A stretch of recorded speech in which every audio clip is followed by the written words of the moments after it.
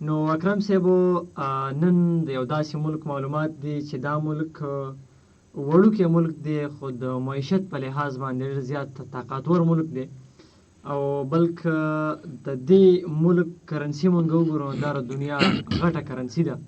زیاتر خلکو ور دې نه هم پیژندلی وي چې کوم ملک کرنسي غټه ده. غټه کرنسي ده، غټه کرنسي درانه به وي لکه بالکل لکه وزن پکې شته دی.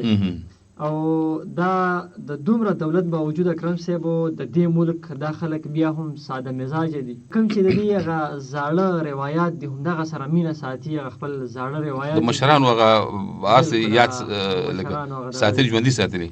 بالکل. او دا یو جزیره نما ملک دی، وړوکی ملک دی.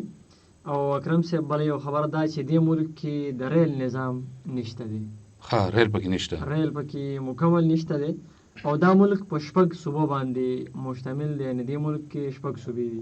او بل خبره دا اکرم صاحب چې دلته د سکلو اوبه د نش برابر دي، یعنې بس د سکلو اوبه بالکل نشته دی.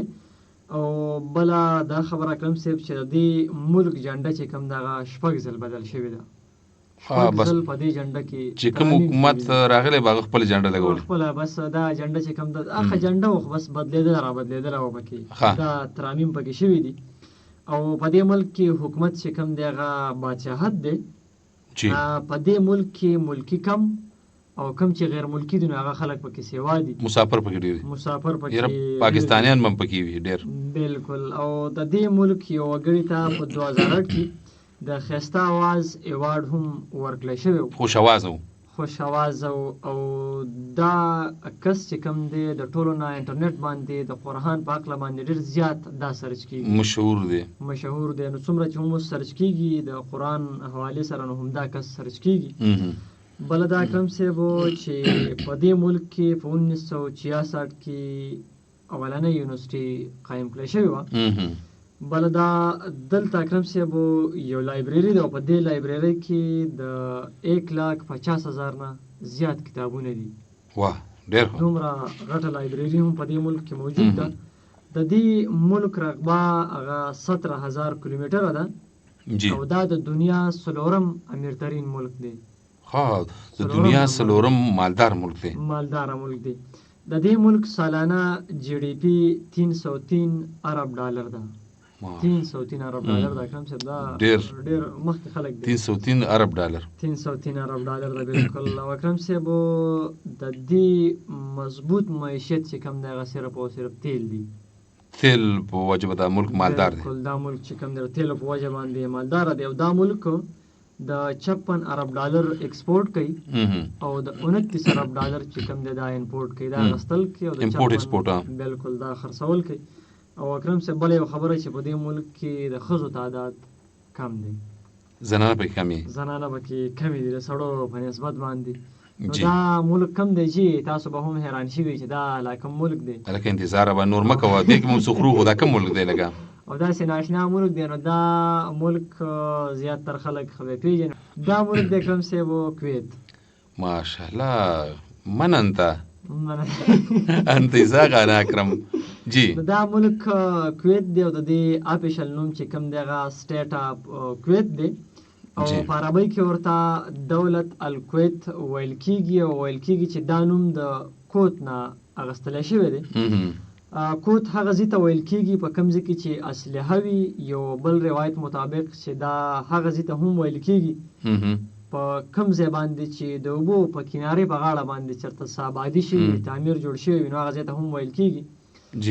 د دې ملک یعنی د کویت دارالحکومت کویت سټي ده.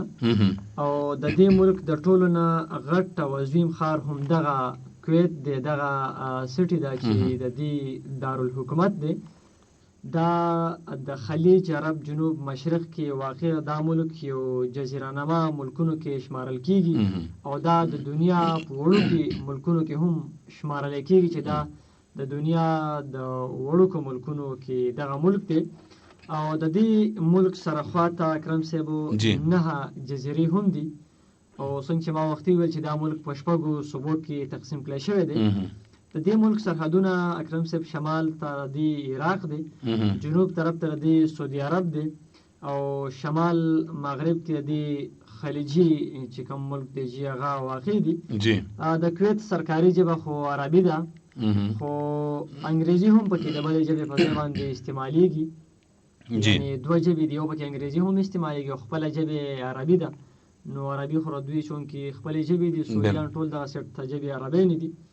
او په دې ما څنګه وختي ویل چې په دې ملک کې د څښلو اوبه د نش برابر دي، نو دوی به څه کوي؟ اوبه به څه نڅکي؟ تیل پکې ډېر دي، اوبه پکې کمې دي. اوبه پکې کمې دي. نو دوی داسې کار کوي اکرم صاحب چې د سمندر کمې اوبه دي هماغه اوبه فلټر کوي، هغه صفا کوي او هغه د څښلو لپاره استعمالوي، قابل استعمال یې جوړوي. د دې ملک نظام عیني بادشاهت دی. د کویت جنډا څنګه چې ما وختي ویل چې دا کې بلا شمېر ترامیم شوي دي، نو د دې ملک جنډا د 1752 نه د 1899 پورې صرف سور رنګ جنډا وه، صرف ساده سور رنګ و. بیا په 1900 صدۍ کې ترکو په دې باندې قبضه وکړله او په هغه وخت کې د دوی په جنډه کې سپوږمۍ، ستوری او د کویت نوم پې هم ولیکلی شو. بیا په 1909 نه د 1915 پورې په دې جنډه کې بیا د کویت دا نوم لږ شانتې چینج شو، دا نوم یې وړوکی شو، صرف دغه غټ نوم ته لرې کړی شو، دا یو سیټ ته وړوکی پې ولیکو. بیا د برطانیه زیر نګرانۍ نه وروستو صرف په دې باندې صرف او صرف د کویت پاتې شو، دغه نور د هغې هغې ته یې لرې کړه. د 1956 نه د 1961 پورې په دغه سور رنګ باندې صرف کویت نوم ولیکلی شو او ورسره په دې سایډ باندې کلمه ولیکله. بیا پکې دغه بدلون راغلی د 1961 نه چې کله دوی د برطانیې نه مکمل ازادي حاصله کړه، نو د کویت جنډه بیا اوس موجوده وخت کې هم په 4 رنګو کې ده، او بیا په هغه وخت کې په 4 رنګو کې شوله چې یو رنګ یې شین دی، یو سپین دی، یو سور دی، یو تور دی. نو وایي چې شین رنګ پکې د ځمکې علامات دي، سپین پکې اعمال دي، او سور رنګ پکې د تورې نشان دی، او کوم چې پکې دغه تور رنګ دی نو دغه جنګونو طرف ته اشاره کوي چې د ملک کې جنګونه هم شوي دي، د تیارو طرف ته اشاره ورکوي. بالکل دغه سایډ ته پکې دغه ده. او دغه ملک هم په دغه 1961 کې د برطانیې نه آزاد شوی دی، او هر کال څنګه چې مونږ خپل ازادي منځو نو دغه شانتي دوی هم خپل ازادي هر کال کې مانځي. او اکرم صاحب د کویت په ملټي نیشنل کمپنیانو کې که نن سبا ډېر زیاتې مشهورې دي او دوی هم په دې باندې هم کافي بزنس کوي. نو په هغې کې شیر هولډر دی، مرسډیز دی پکې، فورډ دی پکې، هونډا ده پکې، کیویټ دی پکې، او برټش پټرولیم او داسې نورې بلا شمېر کمپنۍ دي چې دوی ګاډي او مختلف شیان جوړوي. بالکل دی، او په دغه باندې بلا شمېر چې کوم دی دغه د معیشت چې کوم دی په دې باندې هم مضبوط دی. ویل کېږي چې د کویت د تیلو دریافت کولو نه مخکې دلته یو کښتۍ وه، هغه کښتۍ ته به یې کشتي راني ویل کېدله، او دا د صنعت دپاره ډېره زیاته مشهوره وه. په دې باندې به ټول صنعت چې کوم دی په دې باندې دغه کوو. او کویت د کښتو په وخت کې دغه وخت چې کوم په دې کې د کښتو دغه د کویت ډېر زیات مانګ و، چونکې دغه کښتو کې کویت اول نمبر باندې و، د دغې نه ګټه وټه به حاصلېدله به بالکل. او د نورو ملکونو په شانتې به کویت هم د سمندر نه دغه قیمتي کاڼي هم راویستل، او دغه قیمتي کاڼي به په هغه وخت کې د کویت د معیشت بنیاد و. یعنې دغه د دوی معیشت تیل نه و، لږه تیل لا نه و. کویت یو داسې ملک دی چې دلته کویتي کم او غیر ملکي څنګه چې ما وختي ویل سیوا دي. په دې ملک کې صرف 31% چې کم دی هغه کویتي دي، 87% پکې مصري، سوري او اردني دغه خلک اوسېږي، 4% پکې زمونږ پاکستانیان، انډین دي او فلیپاني دي او بنګالي دي پکې، 1% پکې افریقي دي، او 1% پکې یورپ او امریکي ملکونو چې کوم خلک دي نو هغه پکې اوسېږي. او د کویت د مدینې یونیورسټۍ نه فارغ کوم چې ما وختي د ذکر وکړو، مشار رشید الاساپي ته په 2008 کې د عربو د ښایسته اواز ایوارډ چې کوم هغه ورکړی شوی، دا هم مشهور کس و. او په دنیا کې د ټولو نه زیات سرچ کولو والا په قرآن کې په اول نمبر باندې هم دا کس دی. نوم یې یاد کړئ؟ مشار رشید الاساپي.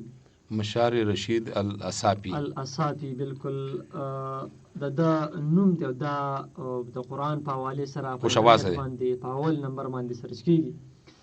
د کویت سرکاري مذهب چې څونکې اسلام دی، مسلمانان دي، او دې ملک کې 85% مسلمانان دي، دغه شانتي 10% پکې عیسایان هم دي او دغه شانتي پکې نور خلک هم اوسېږي. او دوی ته څنګه چې دلته اقلیت ته دغه خپل ازادي حاصله ده، دغه شانتي په کویت کې هم هغوی ته هم ازادي حاصله ده. او د کویت شمار په هغه ملکونو کې کېږي چېرته چې 4G پلس انټرنیټ اویلیبل دی. مونږ ته خو د اکرم صاحب الله رحم وکړي 4G ده، خو د 2G برابر کار کوي، صحیح کار نه کوي. نو دلته نیټ دومره تیز دی چې بس سرچ کول او د مخې سره 4G پلس دی، نو د مخې سره هغه ریزلټ چې کم دی دغه کوي ترلاسه کېږي، چې څه سرچ کوي نو بس تیزۍ سره اکرم صاحب وایي د سترګو د رب په شانتي دغه دی، نو هغه شانتي کار دی د دوی.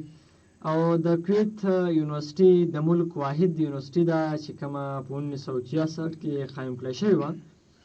او دغه نیشنل لایبرري ده په کوم کې چې 150,000 نه زیات کتابونه موجود دي.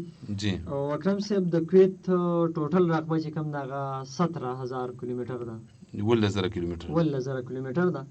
او په دنیا کې دا 158 نمبر ملک دی د رقبې په لحاظ، بالکل شمار چې کېږي د رقبې په لحاظ نو 158 دی.